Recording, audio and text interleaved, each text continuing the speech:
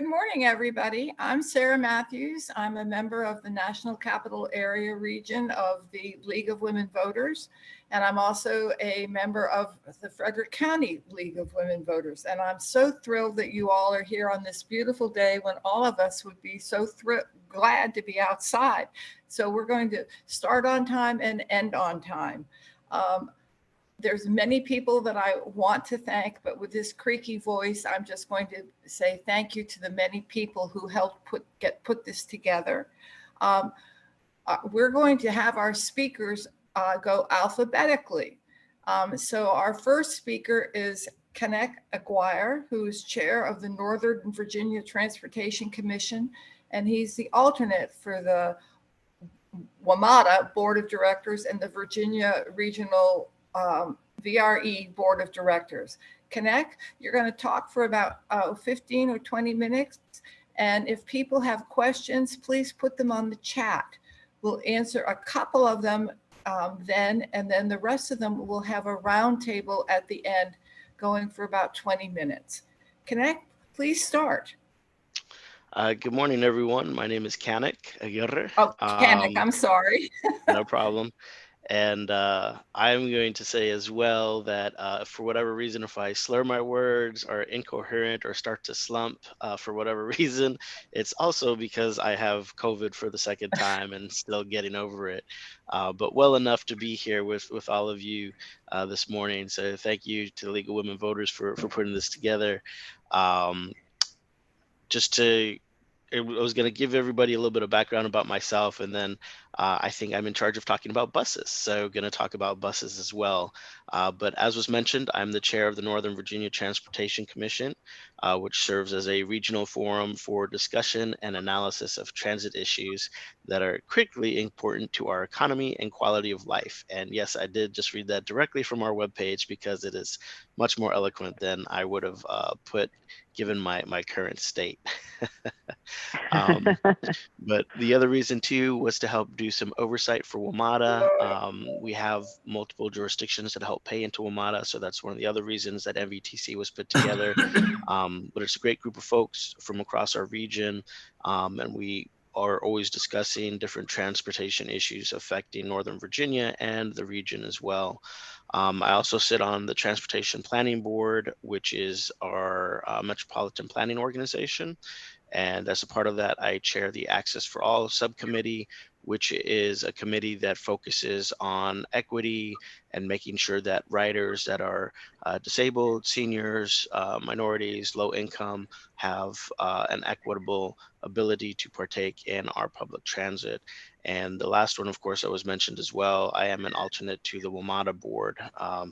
I won't get into that one at all, but I'm sure our other speakers will be able to talk about that a little bit more. So buses, and specifically a little bit more buses in Alexandria. I want to first give you a little bit idea about myself and where I kind of come from. So I was first elected in 2018. I just got reelected last year, so I'm serving in my second term. But I'm originally from Los Angeles, born and raised. And growing up in LA, I always had a pocket full of change because I didn't have a car. So I would get around on the bus. And over there was actually known as the Dash bus system, and it was only 25 cents. So I was able to get around locally in my neighborhood. The Metro bus was, I believe, about $1.25 at the time, but I needed that dollar to, buy my bag of chips or a can of soda or whatever. So I stuck to the Dash bus, which was much more in my financial range, if you will. But again, it was important to be able to get around to different things that I not only wanted to do but needed to do too. Fast forward a few more years, I'm in North Carolina for my undergraduate degree. Again, no car. But luckily, the bus system was being subsidized as a collaboration between the cities of Carrboro, Chapel Hill, and the school system. So I was able to ride around for free again. And I tried to live off of one of the lines that had the most frequent service, but also the service that went the latest. And that was the J line. Shout out to the J line. Never forget. Always had a good time. Um, and it was also crucial after I graduated, I went back home to LA for a little bit, but during the housing crisis, we lost our home. So I went back to North Carolina. I was trying to figure things out. I was no longer a student, but now actively, in the economy, trying to figure things out with a job and everything. And because again, I didn't have a car, I relied on public transit, and so it was very crucial to me to not have to pay for transportation. I got to Alexandria, Virginia in 2011. Again, one more time, no car. Luckily, my job was only about a mile away, so I could walk. But I was also taking the bus system here in Alexandria, which I was very happy to see a friendly name. Different bus system, of course, but in Alexandria, our bus system is also called the Dash. Wasn't 25 cents, but it was still at a point that was affordable for me to utilize regularly. And so, what I want to say with all of that is that I understand the need for having a bus system, especially for folks that either can't afford a vehicle, choose not to have a vehicle, or just want to get around in their community. So that was always kind of in the back of my head. And when I first got elected, I wanted to run on some transportation issues, but my team told me that I didn't have enough background in it. So I said, okay. Um, but I did take on this heavy transportation portfolio, which I've been very excited to be a part of. And during the pandemic, VRE major hit, Metro Rail major hit, bus system still running very heavily. And we saw how much not just essential workers relied on it, but also our everyday folks, and how much they needed to make sure that the bus system was still there and operating. Uh, so uh, Coming out of the pandemic, or I guess we're still sort of in the pandemic, but as the pandemic was proceeding, uh, the mayor had this crazy idea. Hey, what do you think about going fare free? Little did he know that in my first year at MVTC, I was trying to sneak in some low fare and reduced fare things through MVTC. I didn't think we were totally prepared to go fare free just then, but it was something that I personally wanted to get to, knowing from my own personal experiences growing up in LA and being a student in North Carolina and then going back in the workforce. So as soon as the mayor said it, I was ecstatic. I was like, yes, absolutely, let's do this. And I think one of the key things was that we actually combined the fare free with our new Alexandria Transit Vision. And the Transit Vision that we looked at, when you talk about buses, there's two kinds of means of thought, if you will. There's the coverage model, which means that you're trying to cover as much area as possible within your locality. And there's the frequency model, which means that there will be buses that come every 5 to 15 minutes. And then what we were trying to do is find somewhere in between in there, between the coverage and the frequency model. But to be honest, we did lean more towards the frequency model. And all of our buses are about a quarter mile from seniors, low income residents, minorities. We're trying to maximize the usage for our buses. And what people need to know and realize is that one of the most important things for buses and for public transit in general is to have frequent, reliable, all day service. Because if I know I could walk outside and I only have to wait 5 or 10 minutes for a bus, I'm more likely to get on it than if I walk outside and I'm like, oh, dang it, I just missed it and the next bus isn't coming for 30 or 40 minutes. I'm probably going to call a taxi, an Uber, get in my own car, or just not even go to wherever it is I was going to go. So all of those things are very, very important. And the other part of that was trying to make sure that we're also changing our public transit so that it's not just commuter focused in terms of getting people to and from work, but also making sure that we're getting people to be able to run their everyday errands, to go to the doctor's office, to go to the grocery store, to pick up their kids, visit their church. All those types of things are ways to get people on the public transit more. And I've been very, very excited with the results of going fare free and with our Alexandria Transit Vision in the city of Alexandria, because we've actually been around 90% of pre-pandemic levels when it comes to ridership. We even have a bus line that's exceeded pre-pandemic levels. It's actually at like 110, 115%, I believe, of pre-pandemic levels. And it's really exciting to see. And especially, I will take the bus to go to some of my city council meetings from time to time. And I also get on the bus to run some of my errands. And when I get on the bus at 12 o'clock, middle of the day, and that bus is full, it just brings a huge, huge smile to my face, because I know that people are utilizing it for these everyday trips that I was kind of talking about. And I feel like my voice is kind of going a little bit, and I know we started a little bit late, and I want to stay on track for our other great speakers that we have. So if it's okay with with the moderator, we've got about 9-10 minutes left for questions, and I'm happy to take any questions. Right now, there haven't been any questions.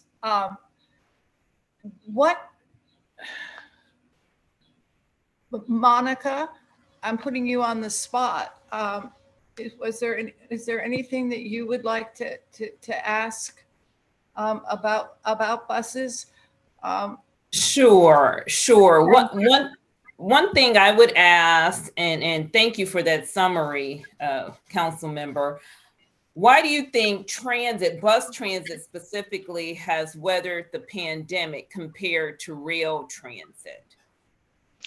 I think it goes back to what I was saying between our essential workers and changing the mindset of public transit being commuter focused in terms of solely getting people to and from work. Because with the pandemic, we saw so many folks that were able to work from home that they weren't using the long distance bus, they weren't using the VRE, they weren't using the Metro Rail.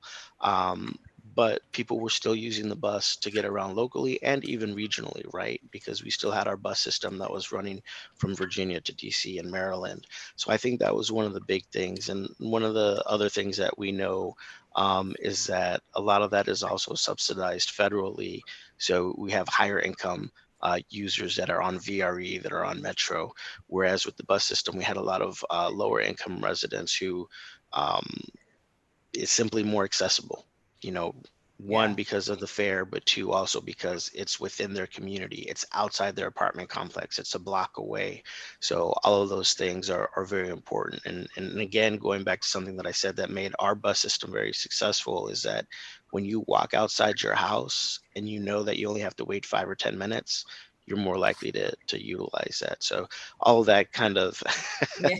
encompasses it.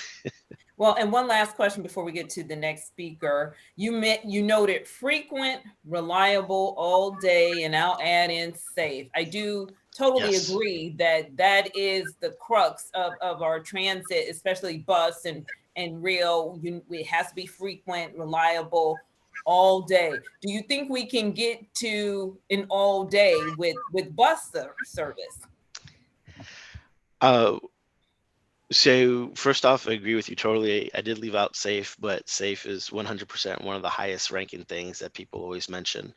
Um, do you mean all day service for rail or for bus? For bus? For bus, I think so, because a lot of our buses actually run pretty late. Not just the WMATA buses, but also here in the city. Our buses run till about midnight or 1 a.m. Um, and they start fairly early, around 5 in the morning, I want to say.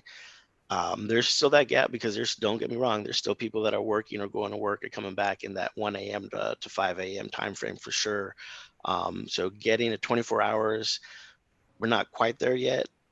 We still need to do some work. And one thing that I didn't cover is actually funding, right? Because none of this stuff is free. We still have to pay for it. So I do have to give a quick shout out to DRPT, which is the Department of Rail and Passenger Transportation in the state of Virginia. Because of funding from them, it essentially gave the city of Alexandria seed money to get this program off the ground. Now, after 3 or 4 years, we have to actually incorporate it into our own budget, which I feel very comfortable given the politics on our council and also the health of our economy in terms of the city budget. But a lot of folks are reluctant, because they're like, well, I never see anybody on the bus, nobody's ever Mhm. using it. But Mhm. I guarantee you there are people using it, number one, and number two, like I said, it's been very successful for our bus lines here in Alexandria. We have some of the highest pre-pandemic usage in the entire region. Okay. Great, I- thank you. I do have a question. I live in Frederick County. And so some of our buses, in order to go, say, to Bethesda in another county, I know you're just working in your one county, but how could we better support buses that go between counties, between areas where there are jobs? How can we better do things like that? I know WMATA works between districts, counties, but how could someplace in Frederick better utilize bus service? Frederick, Maryland, Frederick, Virginia. Frederick County, Maryland. You know, those Frederick people County, way Maryland. away. Okay, gotcha. Yeah. Or people, say, in Howard County who perhaps would commute to Baltimore or into the district. How do we help places like that? I think one, it starts with talking with your local elected officials, and then I'm sure one of them is going to also sit on the Transportation Planning Board. So the Council of Governments, or COG, we have the Transportation Planning Board, and that's one place to bring that up. Then Monica or Christian, I don't know if you know in Maryland if there's a group like MVTC, because I'm leaning towards no. There is not. Okay. Yeah. I would say that, a group like MVTC would be good, but in Maryland, unfortunately, you guys don't have a similar entity. Okay. I don't see any questions in chat, so you must have covered all your topic very well. Thank you. Go back to bed and feel better. Stuart Whitaker has his hand up. I think he needs to be recognized. Oh, I'm sorry. I can't see that. So thank you, Sherry. Whoever has their hand up, would they like to talk? Please do. I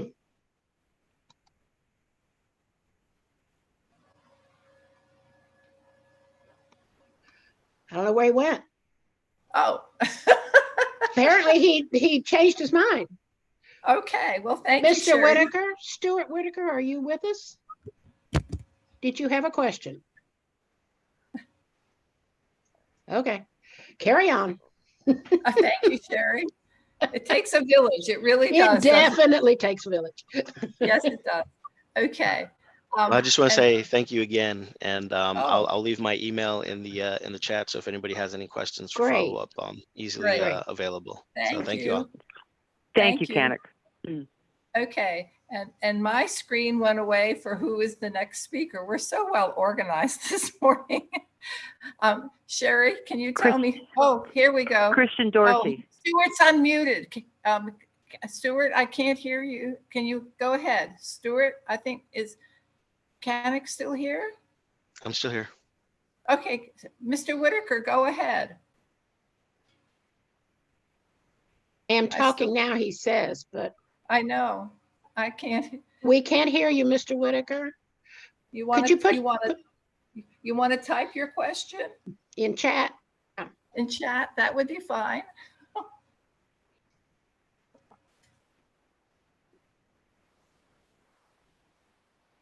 Oh, he's trying.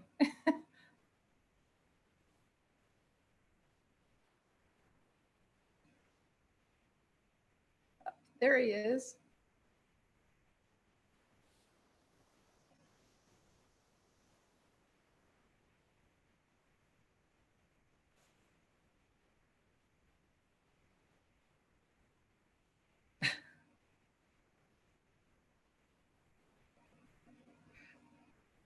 I'm not seeing anything.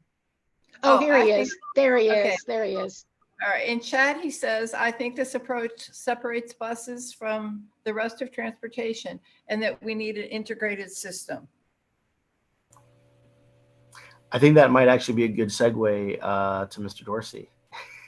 Okay. or to the other All right, speakers. well- But yes, I 100% agree.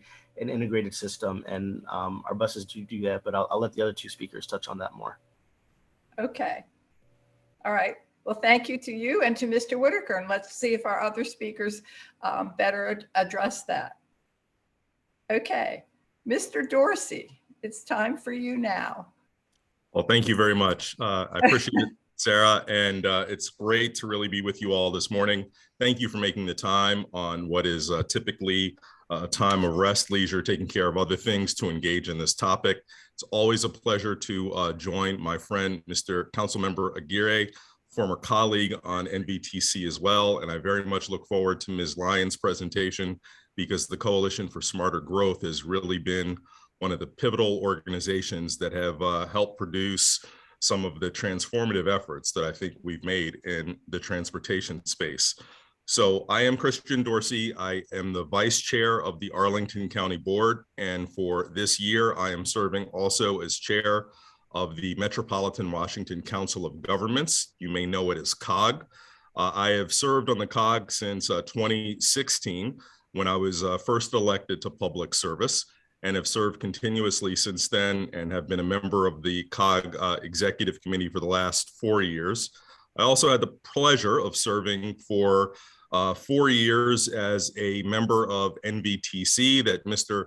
Aguirre now leads, as well as serving on the WMATA board for 4 years as well. So in addition, I also served as a member of the Transportation Planning Board in 2018 and 2021. So I say that all to just give an indication that transportation and mobility are central to my public service and my areas of interest, and really to indicate that as it relates to our region, it's really one of the central pillars of what makes our region work and why it requires our priority attention to ensure that it continues to do so, and that it can be a vehicle for us to grow as we are projected and expected to, while also being able to help us meet some of our broader goals in terms of providing sufficient and affordable housing for people who live here and who may one day make this region their home, and that we can also make substantial improvements in our resilience and adaptability to climate change. So that's a long way of saying that transportation is really important. And I appreciate that you all are elevating this topic for priority attention. I'll speak a little bit about how we use transportation and integrate it with some of the other pillars and priorities of our region in order to make us work better. So I will attempt to address Mr. Whitaker's question through the totality of my remarks, but certainly I will leave enough time for specific questions when I'm done. As I start this topic, I just want to take a step way back. Let's think about the evolution of transportation from a public policy perspective. I'm going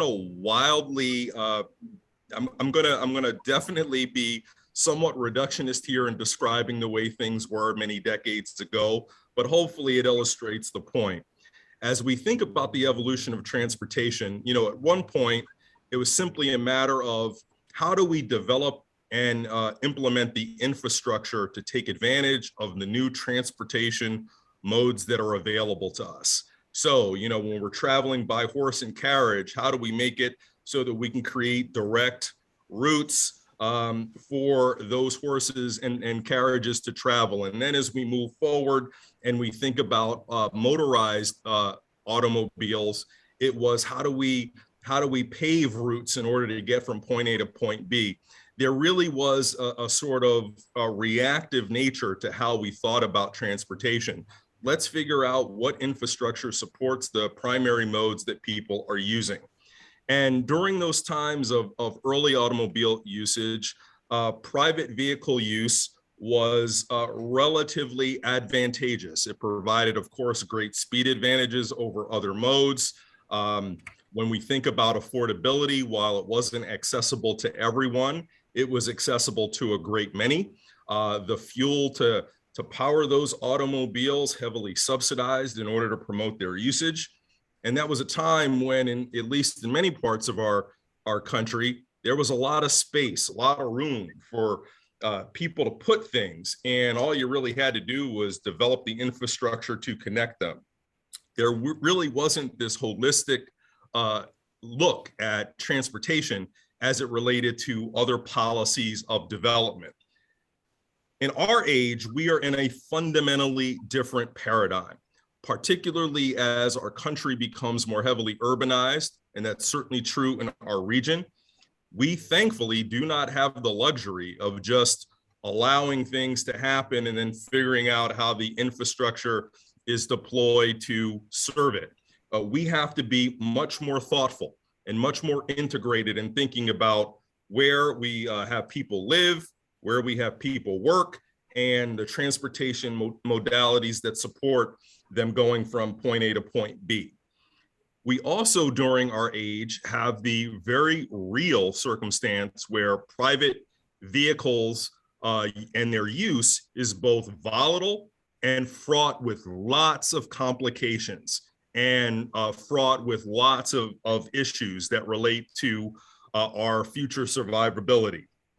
First of all, unlike in earlier periods of this country's evolution, think specifically about the 50s and 60s, the price sensitivity of private vehicle use is very much on people's minds. I'm not just talking about energy prices, but I'm talking about the actual cost for vehicles, which increasingly becomes at the low end disconnected with the incomes that people earn.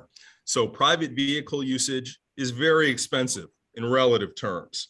We also have a greater understanding of private vehicle usage and their impact on climate change, and understanding that the vehicle miles traveled through private vehicle use contribute substantially to our greenhouse gas emissions, and that's a key lever that we can look at if we're going to be adaptive to climate change.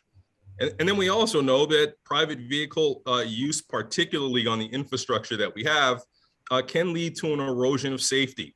High speeds very much are indicative of opportunities where they come into conflict,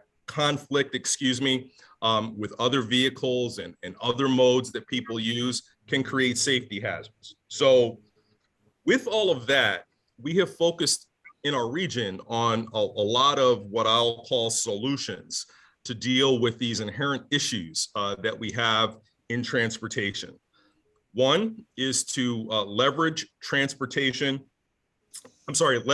the existing transit that we have. So think about WMATA, think about the bus systems that Councilmember Aguirre talked about. Let's leverage those transit investments that we've already made and work to develop communities around them that serve everyone. So we're not just connected to homes, not just connected to job centers, but connected to activity centers where people live and where people work, so that we can very much make transit a primary mode for people to move around this region, so that there is not a reliance and a necessity to use private vehicles to have that mobility that all of us require. And then as we think about these communities that are created around transit, we know that that creates a lot of value, and that value can be used to better support our goals for providing more affordable homes for people to live in, people whose incomes are constrained by nature of the work they're doing, not earning a livable wage. We need to use the value that's created in these transit communities to provide more affordable housing opportunities. And then as we also think about transit and mobility, we've got to look at those investments that we've made for decades before in the public right of way, the roads that people used to use to travel by horse and carriage and later private vehicles. Not only do those, does that right of way need to accommodate transit, but if we are truly going to be adaptive to climate change, support public health, and also have an equitable use of public assets, that right of way has to be made available for people to safely walk, safely bike, use those other modes of active transportation that are very much conducive to having an urban area that works. And I want to speak a bit about transit specifically, because Mr. Councilmember Aguirre talked about this, and I just couldn't endorse it more. Our focus on transit has to be about making it more and more useful. Transit in and of itself is great.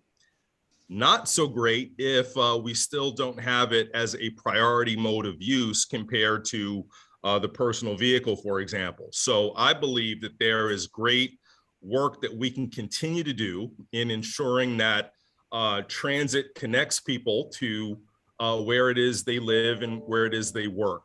And that means focusing on really continuing to build around transit-oriented communities. It means when you talk about your bus systems, that your bus systems are able to adapt and to take advantage of the places where people need to go and ensuring that your service accommodates it. Key to making transit useful is that it's reliable and safe. No one is going to want to shift modes if they find that mode shift will reduce their personal safety, will create more headaches than they experience already. And cost, couldn't agree with Mr. Aguirre more. And we can speak about this if there are questions about it, but I think there is just great room for us to further incent the use of transit by deepening the subsidies that we have for people to move from personal vehicles to transit. We very much subsidize the use of private vehicles in many ways, subsidies that are not equitably conveyed to users of transit.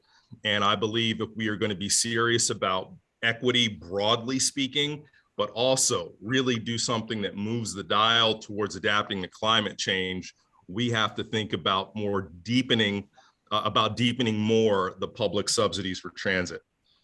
And in our community in the region, we are trying to tackle all of these issues and challenges and potential solutions with innovative approaches.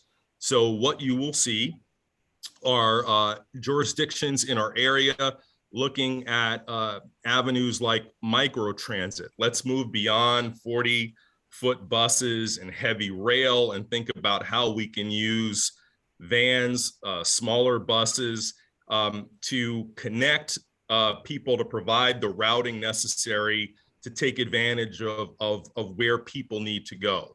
That's something that can be utilized more efficiently throughout most jurisdictions in our region so that we do not have to continue to leave people with private vehicles as really the best option.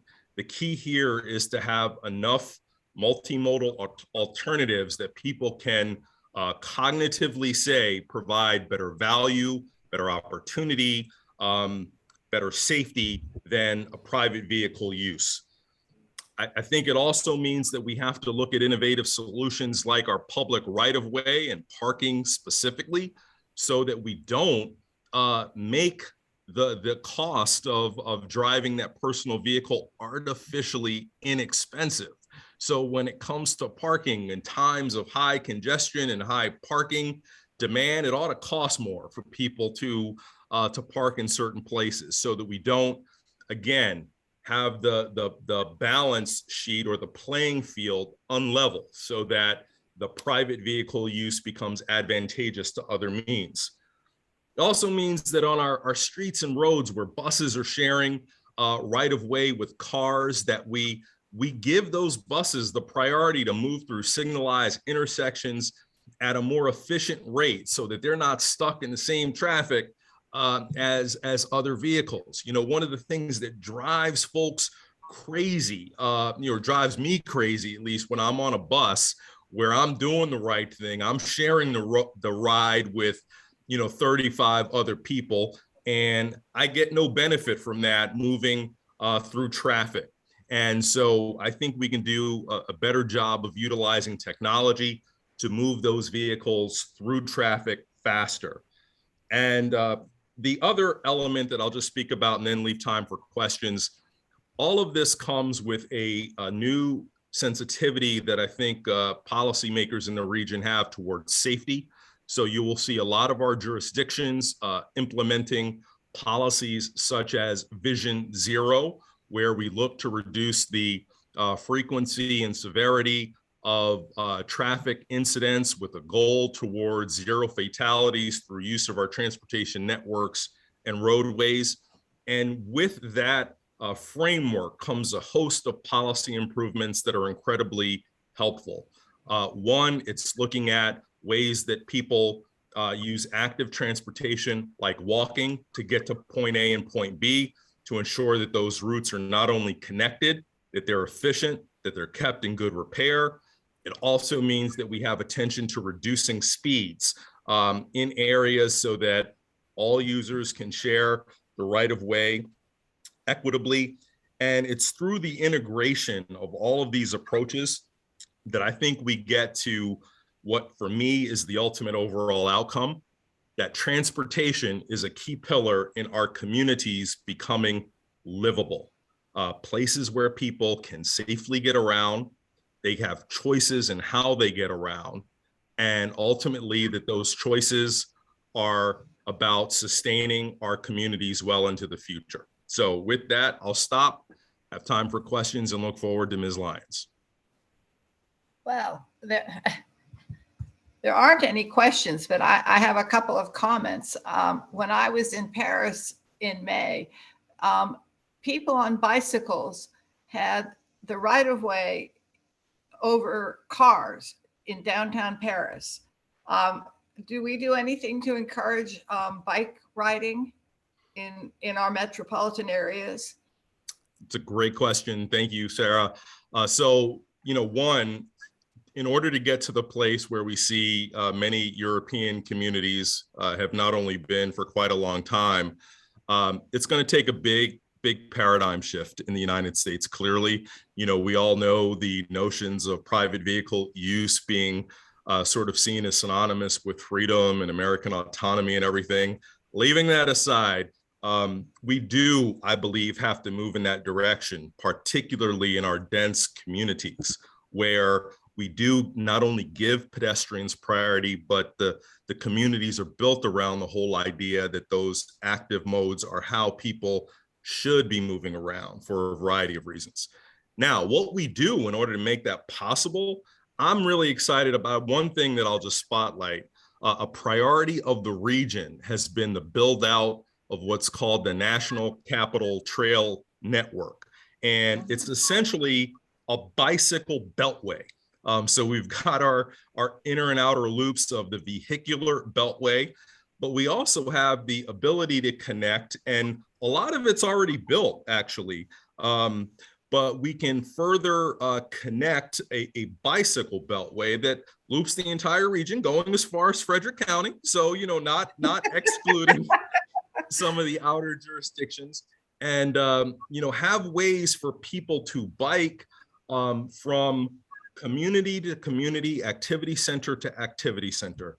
And so that's something that I am excited about, because there's a regional focus on building out that network by I believe, Jane, and you can correct me if I'm wrong, I think it's part of the long range plan for 2040 to have that bike network fully built out. And, then when we get in some of our jurisdictions in the region, the bike infrastructure is very robust. And speaking as an Arlington County resident, we have, dozens of miles of bike trails. And in addition, we are working to repurpose our public right-of-way to include protected bike lanes so people can use that infrastructure very well. So I'd like to say that we're nowhere close to where we want to be, but I think there's a regional commitment to get there. Great. Thank you. Thank you. Sherry, does anybody else have their hand up that I can't see? Not that I'm seeing. Mr. Whitaker has been frustrated that it hasn't worked well today. And I know. And I've apologized to him, but nobody else is in chat. Okay. Oh, no, Phil, whoa. Mr. Duncan has his hand up. Phil Duncan. Oh, great. Thank you, Sherry. Mhm. Good morning, everyone. I just wanted to test to make sure that, my raise hand function was working. I'm sorry that Stu has had trouble. Hey, Stu, shout out to you. Hi, Christian. Thank you for your comments. I just wanted to ask you, based on your experience in Arlington, the challenge we have here in Falls Church is we need all modes to work in order for the community to really, do the things that it wants to do. We need to be able to walk and to bike and to scooter and to also get around, on short hop car trips. And I'm curious, as you look at the designs of your streets, what your inclination or preference is as far as everybody sharing the road. Is it best to have protected bicycle lanes, or is it best, in fact, to put bicycles in the lanes with the cars so that everybody sort of gets used to traveling together? If you had a preference, would you state one, or is it just very reliant on individual situations?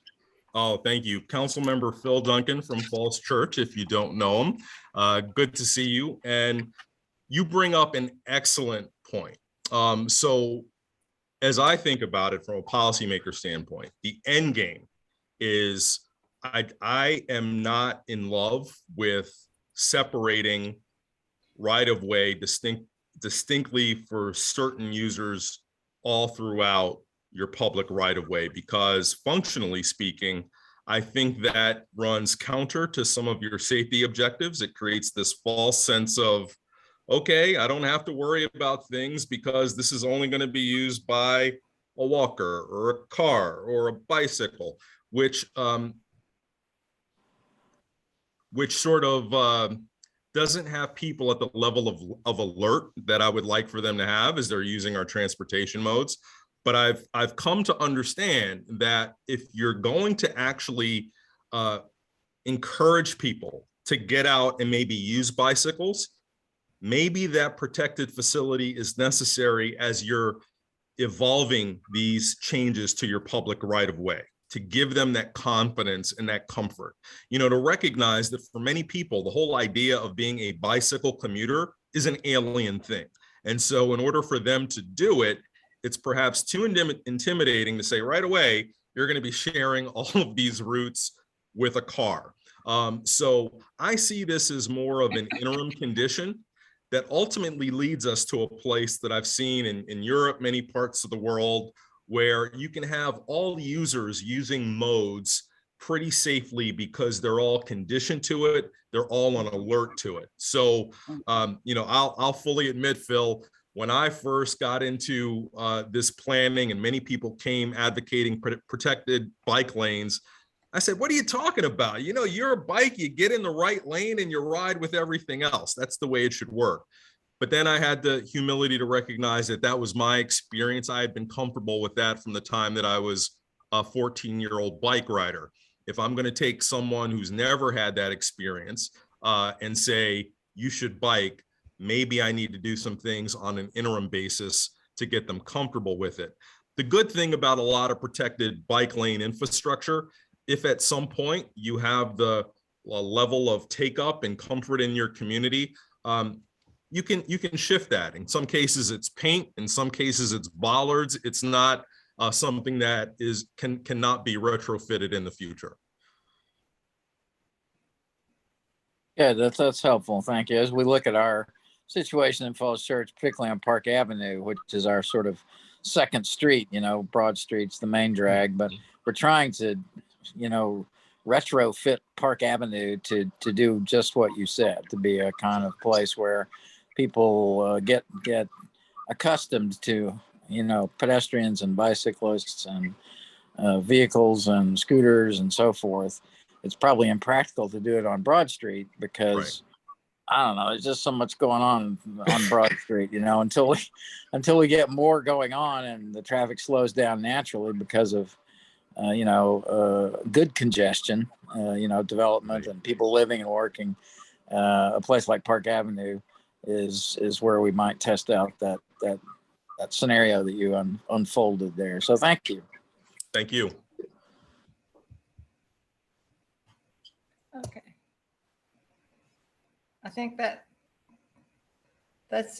looks like that's everything for now. So we'll do a little bit more. Edna Miller finally got in and she has her hand up. Okay, great, Edna. Go ahead. Unmute. You got to talk, Edna. Can you hear me now? Yes. Yeah. Hello? Hello. Okay, Hi, Ed. thank you. I'm sorry to have missed most of your speech, but I did catch the last bit of it. And my concern is around pedestrian safety. And the Vision Zero is not clear how different ideas might be introduced to the Vision Zero so that things that were not allowed can be allowed or tried in some form, such as a project I heard about called Asphalt Art. And in looking into the DOT, there's some restrictions there. I wondered if you're aware of Asphalt Art and the many different ways in which pedestrian safety can become more of a priority. Thank you, Edna, and thank you for your role in forming this session and recruiting me to do it. And if what you're saying with Asphalt Art is the use of various art treatments on roads at crosswalks and other places in order to get people to have an area of focus that reduces their area of speed while not losing their attention to safety, I think I'm familiar with some applications of that. You're right that a lot of innovations in this space are not necessarily ones that your transportation departments and engineers throughout the region are used to following as best practices, because usually that guidance comes from federal highway rules and others that you sort of give best practices for how to deal with certain road conditions and treatments. Vision Zero is sort of, as a framework, is designed to at least give jurisdictional DOTs the opportunity to pilot and innovate new solutions. Good news is that there is very much an ethos from the federal government to support those pilot efforts, because it develops the literature and best practices that can then be utilized elsewhere. So what we're finding from our framework is very much we're doing what it is you're suggesting. Let's look at areas that are chronically challenged for whatever reason. Severity, frequency of crashes, severity of conflicts with pedestrians, certainly serious injuries and fatalities. And let's think about alternative treatments that we can deploy.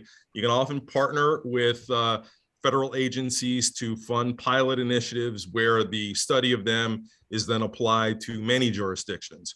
Or in the case of locally jurisdictionally owned right-of-way, so again, you don't need anyone else's permission, whether it be the state or the federal government, to do treatments on locally owned roads.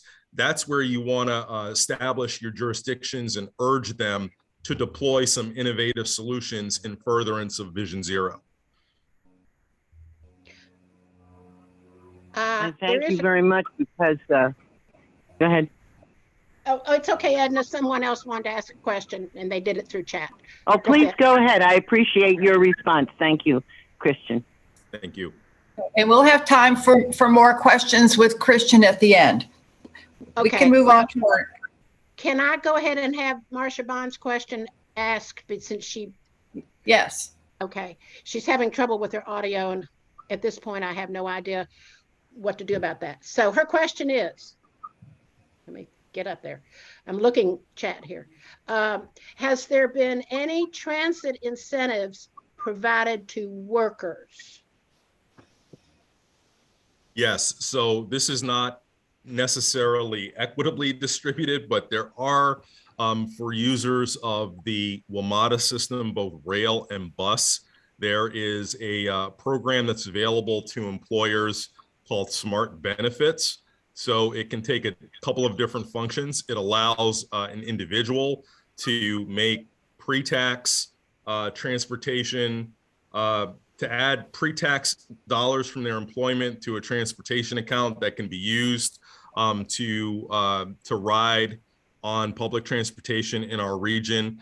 That works, I believe, for both WMATA, and I think all of the other jurisdictions have their payment systems which allow that as well. And that gives you a little bit of a subsidy because it's pre-tax dollars that can be used for that. You then have some employers, including the federal government, who also provide money into that account. So it is a benefit. It's an employment benefit. So there is a mechanism that can be used, that can be adopted by employers to subsidize the rides that people have on transit. And it's pretty widely utilized in our area, particularly with the federal government and some very large employers. Okay, thank you. And we have time for more questions for Christian at the end with Monica helping to monitor. So if we could go on to our last and final speaker, that would be wonderful. Hi, yes, would it be possible for me to get screen sharing abilities? I can share it, or do you? Yes, I think we can. Have you got something up that you want to share? Yes, yeah, I have my slideshow. If you're able to make me a co-host, then I should be able to share my screen. You are now a co-host. Oh, Great, all right. thank you. Thank you. Sure. Well, thank you very much for having me here this morning. And I really appreciate the comments made by the two speakers before me and all the work that they do to further smart growth and transit and TOD in this region. So a lot of what was said, I think I will build off of in this presentation, but I'll also try to go through it pretty quickly since I think we've already covered a lot of ground. So a little bit about the Coalition for Smarter Growth. I guess I should introduce myself. Maybe Jane Lyons, I'm the Maryland Advocacy Manager for the Coalition for Smarter Growth. I primarily work in Montgomery County, Maryland. And what we do is think regionally and we act locally. We were founded 25 years ago by leading conservation and environmental groups. And we address the interconnected issues of land use, transportation, housing, the environment, and increasingly more equity in how can we tie all of these things together to build inclusive communities. So I'll start out with a statement about how the way we've grown in the past has exacerbated segregation as well as climate change. So that's a big statement. But obviously the way that we've done things up to this point has not got us to the place that we necessarily want to be at for the region and for the country at large. So the way that we chose to build our communities back before the 1960s largely was focused a lot more on clustering things close to each other. Here are examples locally from Maryland of Annapolis and different sort of streetcar suburbs. You can see a picture of a streetcar in that top right picture there. And because the way that people got around was by walking or taking streetcars or bicycles, things had to be built closer together. But as the private vehicle became more prevalent, we began to separate our land uses and build things further and further apart. So this is a pretty old photo, but I like it because it really shows from this aerial view how, there's a office park in one place, a church in its big parking lot in another place, a strip mall and shopping center in another part of the area, and then homes are in a different place as well. And even though these things might be relatively close together, the environment that they're built in doesn't make it very friendly to try to walk between these places. It's built to be in a car. So we have separated land uses, means more driving, and this means more greenhouse gas emissions. So even if you are still driving in a place that has compact land use where things are closer together, you're driving 2 miles versus 25 miles, for example. And so that results in lower greenhouse gas emissions, or what we call vehicle miles traveled. So this is a graph here that shows how we have not been super successful in decreasing vehicle miles traveled, which is the big driver behind transportation greenhouse gas emissions. They started to drop in the early 2010s, but ever since In 2014, 2015, they have started to climb again. And this is looking at Maryland specifically, but mirrors trends across the country. And then this map is also looking at greenhouse gas emissions. And you can see here that while we've been able to get greenhouse gas emissions from electricity to decrease by a significant amount, transportation is still pretty stubborn. We've had some gains from cleaner fuel standards, but because vehicle miles traveled and the amount that people drive continues to increase, it has sort of outweighed those gains from those clean fuel standards. And then here is a map of greenhouse gas emissions by household, looking at different zip codes, and the areas that are red have higher greenhouse gas emissions per zip code, and the areas that are green have fewer. So as you can see, looking at Maryland, here in Northern Virginia, Baltimore and DC really stand out as two places that are sort of green oases within very red suburban and exurban areas. And to zoom into DC, I've labeled the Maryland sides here because most of the time when I'm giving this presentation, it's Maryland focused rather than regionally focused. But you can see that the places that are typically more dense, it's easier to get around without a car, are the places that have fewer greenhouse gas emissions. Although I should point out that the researchers of the study said that it's not just about land use, but it's also about wealth and consumption from that. So you can see the map here also can go by some of the income divide, whereas a lot of parts of Prince George's County that has some of the lower incomes in the region is quite greener than the rest of the region, especially the western part. And so, yeah, the result of this type of infrastructure building around cars is that, like I said, even if things are close together, it's still not a very friendly walk to get there. And we have these massive transportation investments, such as our amazing metro system, but we're not making the most of them if people can't get to them without driving. So this is the Addison Road Seat Pleasant metro station. And as you can see, people are walking in the street because we don't have adequate sidewalk infrastructure around there. And so as we were building our communities in a way that prioritized cars, we were also making it illegal to build certain housing types. So this graphic, you may have seen it before, it's pretty famous at this point, shows the range of housing types from the lowest density of detached single family homes to sort of mid-rise apartment buildings on the other side of the spectrum. But there's a lot of different housing types in between. Everything from a duplex to townhouses to a multiplex, maybe that has 12 apartments in it. And in most parts of, especially suburban areas, these are, you are not allowed to build them, or processes are made so that it is very, very difficult to build them. In both Montgomery County and Arlington, and parts of DC are having conversations currently about maybe how do we change that. And so here's a little bit closer up view of like, what do these housing types actually look like?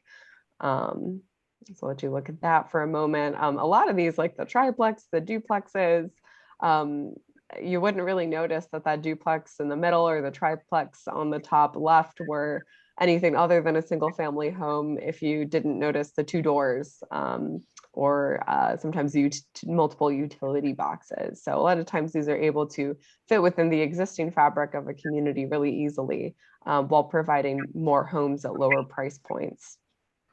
And so in Montgomery County specifically, this is a graphic of our land use to show that single family zoning is about 35% of what we've set aside our land for. Montgomery County, we also have our really amazing agricultural reserve. So that's another big chunk in a fantastic park system. But multifamily is only about 2% of the land that we have reserved for housing, or land that we have reserved overall.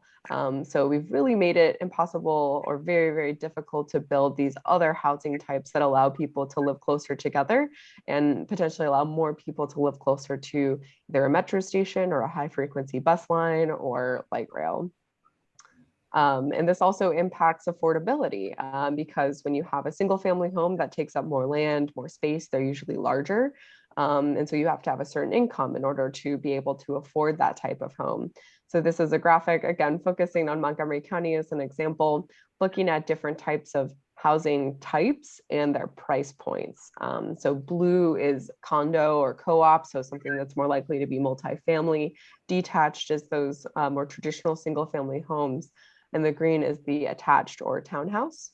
And as you go up in price point, it becomes more and more likely that a house is likely to be detached, whereas the lower price points are more likely to be multifamily or attached townhomes. And so this shows that when you're having multiple homes on the same property, you're able to divide the cost of land, which is one of the biggest costs in development, and thus able to have lower price points than you otherwise would if you were building a new home on that property. And so also as we were developing a lot of these, especially suburban areas, we were doing so in a way that excluded large segments of the population, especially African Americans. So this is a map of essentially redlining from the Federal Housing Administration, and the darker areas were the places where the government was more likely to back your mortgage and essentially subsidize homeownership, and the lighter places are the places where it was not. And so this map is essentially the same map for anything that you want to look at in the DC region, for race, for income, for greenhouse gas emissions, for transit uses. At the end of the day, it's pretty much all the same map. And a lot of it comes back to this and what we allowed, where we allowed people to live back in the early 20th century. So here's an example of, zooming out and looking at the DC region. This is a GIF, so it's showing over time how where wealth has changed. And it's changed a little bit, but overall you can see sort of the DC region with the Beltway there. The darker areas are the places with higher incomes, and it still is largely, as is shown in this, the western part of the region.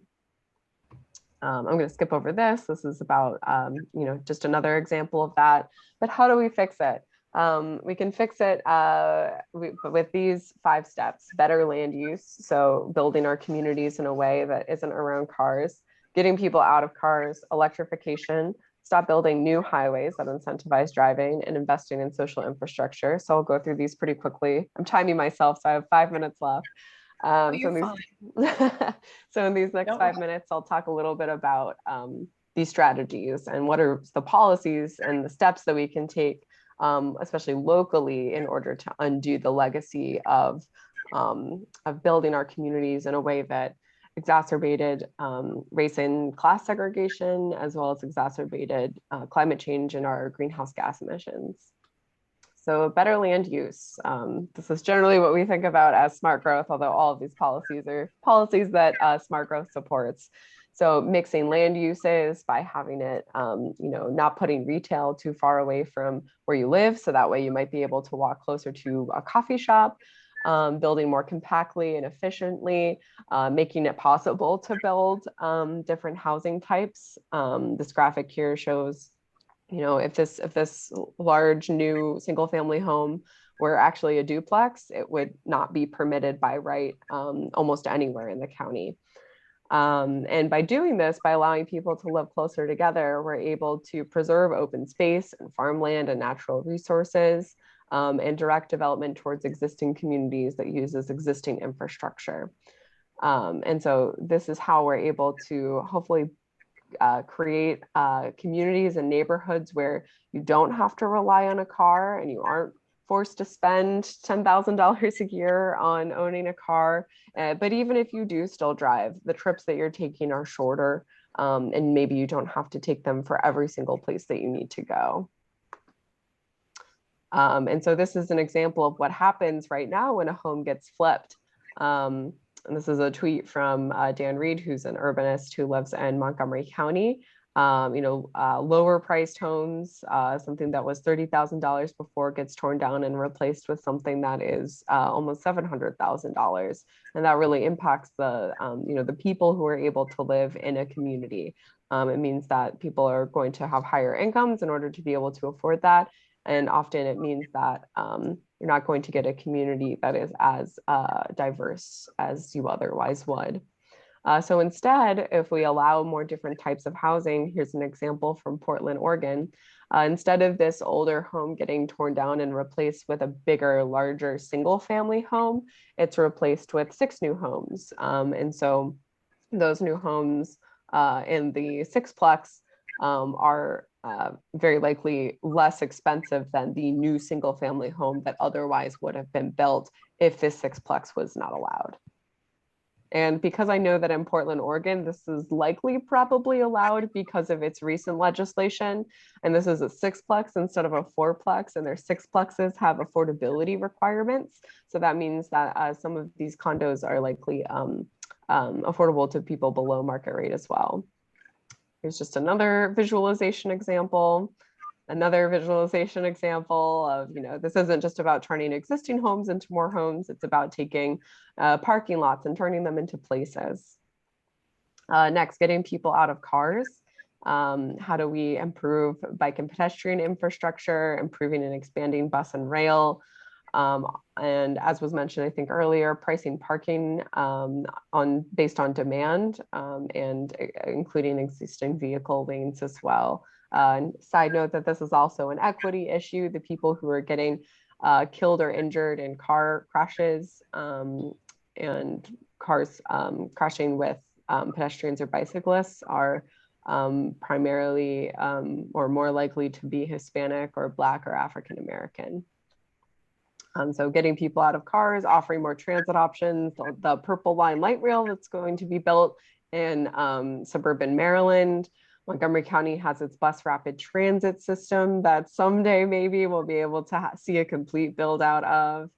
Our bicycle master plan that has a connected network of breezeways where it's easy to bike from destination to destination. And our complete streets design guide that shows how you can redesign a street so that it's prioritizing people in a range of different modes rather than just in a vehicle. No new highways. So there's a phenomenon called induced demand where essentially more lanes equals more cars. This great graphic from Smart Growth America shows that nationally our freeway capacity has grown by 42%, whereas population has only grown by 32%.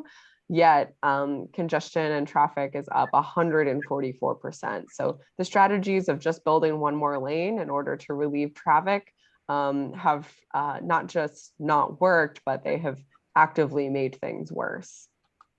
And of course, electrifying is really important. It's not something that we focus on a ton because we're very focused on land use.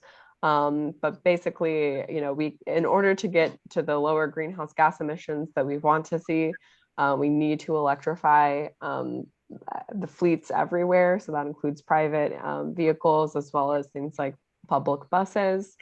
But basically every study that has come out shows that electrifying will not get us to the goals that we want to see enough.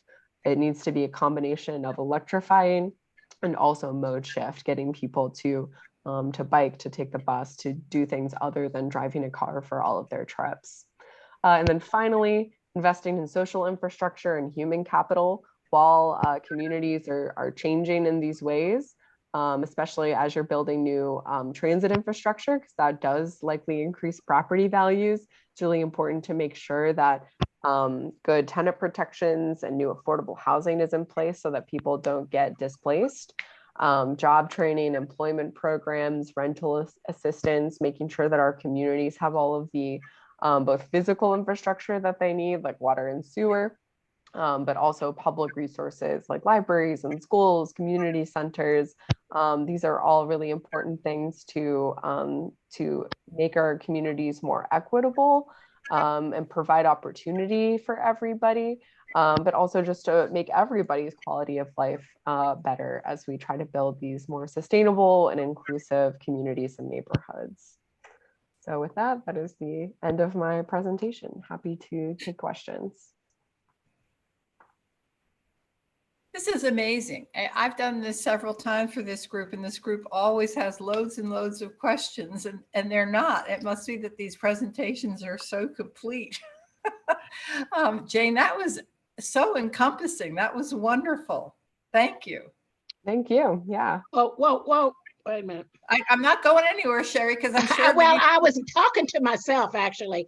Marsha Bond had her hand up that I just lowered by mistake. And so Marsha, please speak. It looks like, and then after her is Phil Duncan. It looks like she can speak now. She was having trouble with audio a minute ago. Okay, good. Yes, this is Marsha. Can you hear me? Yes. Yes. Okay. I'm in Victoria, British Columbia, Canada. Oh, whoa. And, just you're up early. Yes, I am. I'm normally when I'm home in Rockville, Maryland. And I read the paper here and I thought this was very interesting. Why is there seemingly no limit on the number of cars owned by people living in the same residence if they cannot provide off-street parking for them all? Why are car owners not responsible for providing parking space for their cars on their own property? Just interested to see how you react to those questions. Yeah, no, it's a good question. And parking policy is a really important aspect of all of this. Yeah, I think that sort of highlights a lot of sort of the double standards that we have for single family homes versus new multifamily homes, whereas a lot of multifamily homes are required, have a minimum parking requirements or parking minimums, where, if you're building a 1-bedroom apartment, you're expected to at least provide 1 or 2 parking spaces for that. Whereas there is not necessarily the same requirement for single family homes. And sometimes there are, design or affordability requirements for new multifamily buildings, whereas there is not the same for single family. And so, yeah, I mean, I think that shows the sometimes double standards between the two, and how, to go forward in order to make it, more feasible for people to maybe not have a car that they're parking and taking up the street. There need to be better options for them. Okay, I think Mr. Whitaker had his hand up before. No, Mr. Duncan had his hand up before Mr. Whitaker. Sorry. No, that's the order of march should be Stu first on this one. Okay, go for it, Stu. Can anyone hear me? Yes. Yes. Yeah, And see you too. And we can see you. Well, too. well, thank you so much. So let me just explain. I discovered what the difficulty I had before was in being heard and being seen, and it may be relevant to your point about how there are not a lot of questions. There may be other people that are experiencing the same issue that I had, and that was when I opened this event up on Everbright, I neglected to check the box to give Everbright access to my microphone and my video. A simple mistake. And anyway, I suggest that maybe there are other people that haven't been able to come in for a similar kind of reason. Okay. But aside from that, and to the point of this event, I appreciate a lot of what's gone on, and I appreciate the work that Coalition for Smarter Growth is doing in terms of livable and walkable communities. I actually have a financial and economic background, and one of the things that I think so far has been missing or not directly addressed is sort of the economics of the alternatives that people make when they choose public transit compared to private automobiles. There was work done back in the 70s, and the Nobel Prize was actually awarded in the 80s to economists that were looking at, how do you forecast the demand? They actually looked at BART, Bay Area Rapid Transit. And one of the most important things that they found, of course, is that time and money, but the time associated with traveling from one location to another location is a very important factor. And I think that there needs to be more attention paid to the relative time that is taken to ride on public transit compared to driving. Just as one personal example. So and hello, Mr. Duncan. Yes, I'm also here from Falls Church City. So here I am in Falls Church City, and if I decide that I want to go, I actually live on Route 7, Broad Street. If I want to go down to King Street, which is right down in Alexandria, right down Route 7, it's I'm currently going to be routed on the Orange Line down to Roslyn and then down to King Street. It's a very, very long and arduous kind of process. What I think we really need to do is focus on ways to reduce the time that it takes on public transit relative to automobiles. Thank you for that. Okay, Mr. Duncan. That's a good observation, Stu. I saw something the other day that when Falls Church was a streetcar suburb back in the, I don't know, help me out here, 1920s, 1930s, it actually was faster to get from Falls Church to King Street, Alexandria by streetcar than it is today to patch together, you know, bus to metro, metro to transfer metro, et cetera. So in some respects, we need to go back to the future. So just real quickly, thank you for showing us a roadmap there to righting past wrongs and steering us towards a sustainable and inclusive future. I think the answer to this is probably all the above, and I'd interested to know what Christian thinks about this too, because I know in Arlington, you're up to your eyeballs in the zoning discussion about how more inclusive zoning can help with these things. But if I have a choice in Falls Church between a policy direction that has single family homes being replaced by plexes of some sort, either duplexes or quadplexes. So that's like one option. Or the other option is auxiliary dwelling units, granny flats, garage, above garage, you know, apartments that are located on the existing single family homes lot and that serve as auxiliary dwelling opportunities. Which do you think gets us where we want to go faster and better and is more feasible to accomplish in terms of, you know, what the public response is going to be? Yeah, that's a great question. And I'd start by saying that I don't think it's necessarily a choice between the two, but that we need to do both if we're going to, you know, put a dent into the lack of supply that we have and that we need in order to meet the demand. And even those two things alone will not necessarily get us all the way to where we need to go. And that's part of the reason why large scale transit-oriented development around metro stations is still very much a strategy that we need to employ, because that will really get us the number of units that we need. But of course, not everybody wants to live in a high-rise apartment building like I do. Some people would prefer to live in a condo in a sixplex or in an accessory dwelling unit or in a duplex. And so having those range of options is a really important part of changing how we think about land use. And so I think that both are necessary, but I think that the strategy that could potentially get us to where we need to go faster is actually accessory dwelling units. Because in order to get a new duplex or triplex or townhouses, you're tearing down the existing unit, the existing home that's already there. And a lot of times, you know, that's going to take decades and decades in order to get to the point that a home is old enough that that is the best option to do. And so to get us there faster, an accessory dwelling unit can be built, regardless of the state of the current home. And I think that California has seen a lot of success in this, especially in Los Angeles.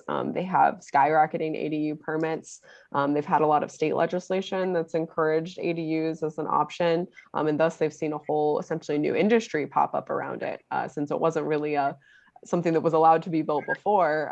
Nobody was building them. But now that there's all these incentives in place and land use permissions in place that make it relatively easy, this new industry that's been very supportive of their economy and economic growth has begun as well. So I think that ADUs, they're small, but they can be mighty. So I think that is something that's really promising. Okay, good. Thanks. That's helpful. Yeah. And I would Okay. concur with Jane from the policy perspective. Phil, you also asked from the political perspective, and I think it's the same answer. You're moving forward with accessory dwellings.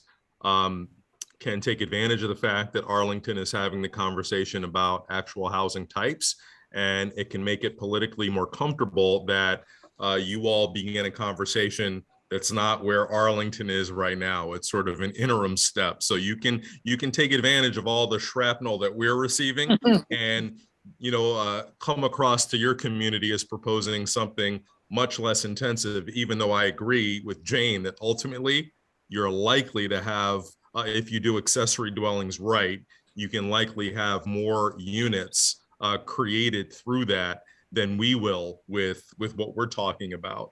In Arlington, at least in the initial, 5-10 year period. And on the note of ADUs, I will say that I think almost just as important as creating the land use permissions to make it, possible and permissible to build them is the bureaucratic process.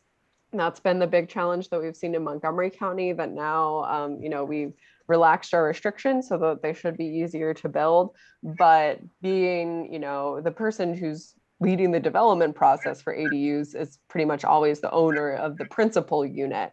And so usually there's somebody who doesn't have any development experience or any architectural experience, and navigating the bureaucracy of getting permits and all of the different departments that you have to go to is just a Herculean task. And so I think that especially in Montgomery County, looking at where we need to go next is how do we make that actually navigable for homeowners to do on their own. Yeah. I see a hand up, Marcia Bond again. I'm going to take a point of personal privilege to ask. My heritage way back from Louisville, Kentucky in the 30s, my grandmother had a boarding house. What happened to them, and can we ever bring them back? They're illegal. I know, that's my point. Exactly. So yeah, it would take a change in law to re-legalize them. And yeah, boarding houses are and room rentals are such an important niche part of the housing market. And I think honestly, a big part, a lot of sort of people have started to talk about this recently about how the decline in boarding houses and room rentals can kind of be corresponded with the rise in homelessness, because that was usually a good option for people who were sort of in between things, and didn't have enough money for an apartment with its own kitchen and bathroom, but could rent a room in a boarding house. So yeah, that's really important, and not something that I think enough people are talking about yet, but hopefully we'll get there eventually. Thank you. It was important during the Depression. Marcia Bond is next, unless there was someone else. We need to be mindful of our time too, Sherry. Okay, and I did have another speaker. What? Really? No, that Monica was supposed to moderate at the end, and I'm not sure we have any time to moderate anything, Monica. Okay, so are we stopping questions? No, go ahead. Go ahead. Marcia Bond had her hand up first, and then there's a question in chat. So I suggest. Okay. This is Marcia. Home sharing. What about home sharing? We just, I was just introduced to that locally in Montgomery County, but I understand it's going on in other parts of Maryland, where an organization, if you don't know about it already, actually assists the homeowner in most cases in vetting and finding renters.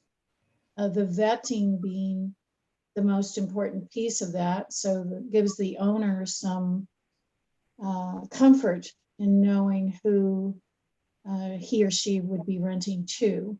And I just wondered if that also exists, or right now there's been very little utilization of home sharing because of COVID. So I don't know what's happening with that movement now. And then the second part of my another question is, I hope that the zoning changes that involve plexes or adding plexes, as well as accessory dwelling units, involve some kind of parking dictum That's it. Thanks. To your part about home sharing, I'm not super familiar with that, so I don't know if I have a great answer as to what's happening with that movement now. I would love to learn more about that. As to parking, parking is certainly an issue that a lot of people get very frustrated with for very understandable reasons.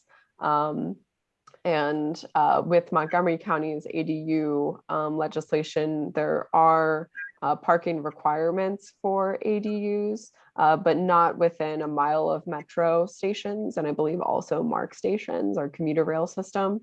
And I think that that is the right move, because if we make it, not just easy to drive everywhere, but very easy to park everywhere, then that is yet another thing that incentivizes private vehicle ownership. And the good news is that looking at the data of who already lives in these missing middle housing types, people are much less likely to own a vehicle if they live in a duplex or triplex or small apartment building. So that makes it, less likely that they will be, causing problems when it comes to on-street parking. Okay, Monica, I'm going to finally let you handle a question or an issue. Thank you for being here, and I know we're running over. For those of you who need to leave, I very much appreciate you being here, and I hope that you learned a great deal. I certainly did. In the chat, for those of you who can look at chat and you can read along with me, so much of our country's public space has been devoted for 60+ years to moving private sector motor vehicles as efficiently as possible and storing them within free public parking. As the need to retrofit our communities with complete street designs for all users' safety becomes increasingly more apparent, do any of our speakers have the advice on how to make a car-centric community more supportive in investments in transit, sidewalks, and added bike lanes? Monica, I'm going to let you facilitate that conversation between Jane and Christian. And I'm going to turn it over to either one of the speakers who would like to try to address the answer. What would you prefer, Jane? I've been talking a lot recently, so why don't you take this one? This is such a big thing. I mean, we could do a whole other forum on this particular thing, but to just surface what I think is the general framework forward, there's some seminal work, the hidden cost of free parking, that has been useful in getting people to understand, not just with relation to parking, but with many things in the public realm, that we do a pretty poor job of actually sufficiently tallying the cost to some of the things relative to the price paid, or in some cases when they are free. And I think it's also true when it comes to thinking about transit and, bike and pedestrian infrastructure. We've done a pretty poor job of actually explaining to people the all-in cost of the status quo. So we very clearly can add up what it costs to subsidize metro or your bus system and look at the capital cost of a protected bike lane. And we think we have a good sense of what those improvements cost, and people have maybe a critical eye towards that. But the subsidies that come from supporting the status quo, the other externalities that the status quo imposes upon us, we do a pretty good job of explaining what all of those costs are. So I think community conversations that really show that for the car-centric nature of a community and the public right of way that's devoted to free parking, okay, here's what we're losing with that, and then begin to talk about it in those terms. And then ultimately the biggest compelling thing, at least in Arlington County, that I think has really captured a lot of people's attention is the linkage. And we've sometimes talked about this in terms of actual cost, dollars, of the greenhouse gas emissions associated with automobile usage and its impact on climate change. And, for many people who are becoming increasingly devoted to climate change as their biggest public policy priority, I think that that opens up the vast amount of space to further this conversation. But Jane, I don't know about you. What do you think? I don't have too much more to add. I think you covered it. I endorse your comments.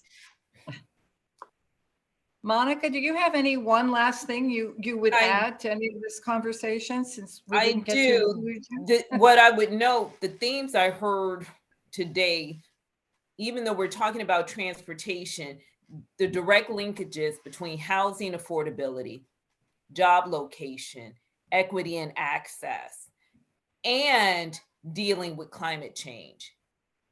If the panelists had to address, or what, I shouldn't say address, but what would be the priority if you could only take one and you only receive funding for one initiative, what would be that initiative to try to tackle what we discussed here today?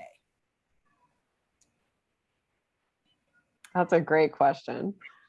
I mean, I think the first thing I would say is, luckily, a lot of the land use changes that we're talking about that, you know, relate to climate change and equity and eventually back to transportation are free. It's free to change your zoning, except outside of the, you know, the political conversations that have to happen around it and the time that that takes. But as for, you know, investing in one thing, I'd say probably bus service. And making all bus service throughout the region frequent, reliable, have buses come, you know, every 5 minutes, less than every 10 minutes. And, you know, making it so that they're easy to use, free if possible, I think is a really great thing to do. Because that really is the backbone of our transportation system, and they're a much more flexible and you know, you can mold buses and a bus network into whatever you need it to be, easier than if there's actual rail on the ground. So I feel really optimistic about the future of buses to get us to where we need to go in more ways than one. Great. I would probably, just for the sake of adding to the conversation, choose housing, and specifically mixed income housing centered around transit, current high capacity transit stations as the thing that I would focus on in terms of investment dollars. But I think part of our emerging understanding of this conversation is that if you are not going to think about any of those areas that may be your priority and understand how it impacts transportation, climate change, equity, then you're missing a huge opportunity. So I'm not necessarily of the opinion that the region has to come together with one area of focus, but that whatever area of focus a jurisdiction chooses based on its own needs very much is mindful of incorporating the other dimensions of you know, what we've been talking about this afternoon as part of their work. So, you know, for me, you know, I look at housing, the primacy of housing, and are just having so much work that we can do to not only build units around high capacity transit stations, but to utilize that value to ensure that it's at a mix of incomes that are earned by people in our community. I see so much room for us to do better there that would be my focus. Thank Wonderful. you. That was a really interesting question. Thank you very much. The last thing I want to do is to point you all to chat. Mr. Gustafson has in chat, here's an excellent Ezra Klein conversation about how the missing middle and housing came to be. Before World War II, we built a great diversity of housing types, boarding houses, Sherry, row houses, etc. Before single family zoning came to dominate land use. Well worth a read or a listen. It's in chat, and we'll leave it up for a few minutes after we close this session, and perhaps figure out a way to send you the link. It looks like it's a very interesting thing to learn about. How interesting that our conversation about transportation centered so much about housing. Perhaps this will be something that we have another forum on. So again, thank you very much for giving up part of this wonderful Saturday morning, for being with us. Excuse us for our intermittent goofs here. And thank you to our speakers, Connect, Christian and Jane, and Monica for her small piece here at the end. Jane just wrote housing, land use, transit. It's all connected. Little did we know. Again, thank you very much for joining us. Have a wonderful, wonderful weekend in this great weather. And we'll see you the next time. Thank you again. Bye now. Thank you all. Appreciate it. Thanks, Jane, Christian, Kanik, Take Monica. care. Bye-bye. Have a great weekend. Bye-bye. Thank you all. Bye-bye.